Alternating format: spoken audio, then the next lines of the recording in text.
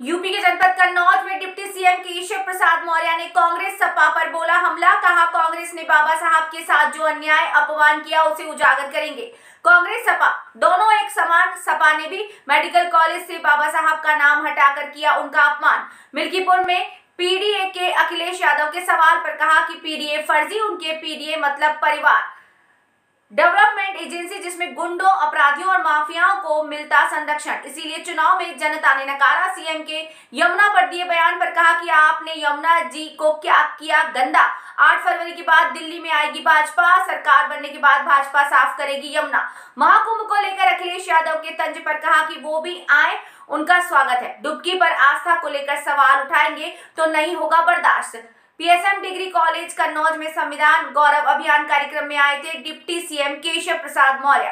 कन्नौज से राजेंद्र सिंह धुआंधार की report. Party राष्ट्रीय स्तर पर संविधान गौरव अभियान के अंतर्गत जो कार्यक्रम कर रही है, उसमें आज कन्नौज में कार्यक्रम था।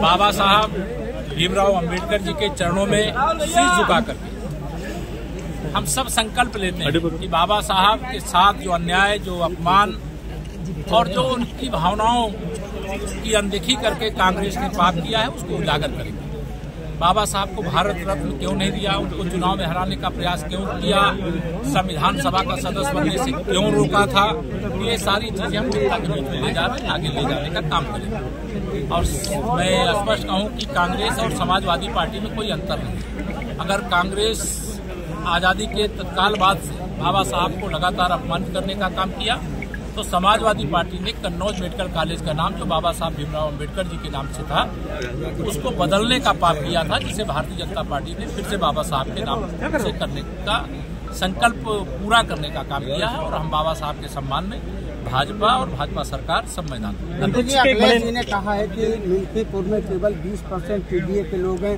80% अदर हैं। उनका पीडीए फर्जी है। उनका पीडीए मतलब परिवार डेवलपमेंट एजेंसी है। गुंडों, अपराधियों, माफियाओं और दंगाइयों का एक गैंग है और उस गैंग को जनता ने नकार दिया। मंत्री क्या अखिलेश से अपील करेंगे कुंभ लाने की? मैंने खुलेआम किया। मैं सबसे कहता हूं, जिनको कुंभ में, महाकुंभ में आकर के स्नान करना है वो आकर के स्नान करें, लेकिन कुंभ में आने वाले श्रद्धालुओं की आस्था को चोट पहुंचाने का पाप न करें।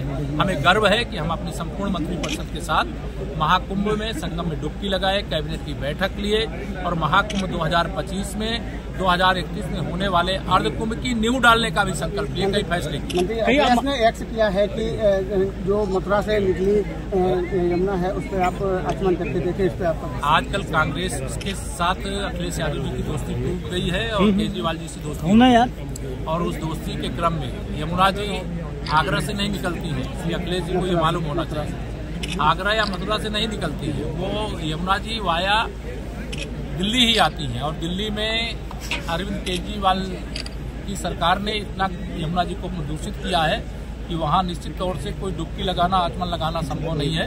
लेकिन 8 फरवरी को वहाँ भाजपा की सरकार बन जाएगी और आने वाली 8 फरवरी, जब अगली 8 फरवरी आएगी, वहाँ डुबकी भी लगाएंगे लोग, आचमन भी करेंगे। भाजपा दिल्ली चुनाव में भाजपा की सरकार बनने जा रही है। क्या आप मानते हैं क्या डर लग रहा है, जैसे राम मंदिर का लेकर? उनको डर लग रहा है, जनता उनको सबक सिखाएगी।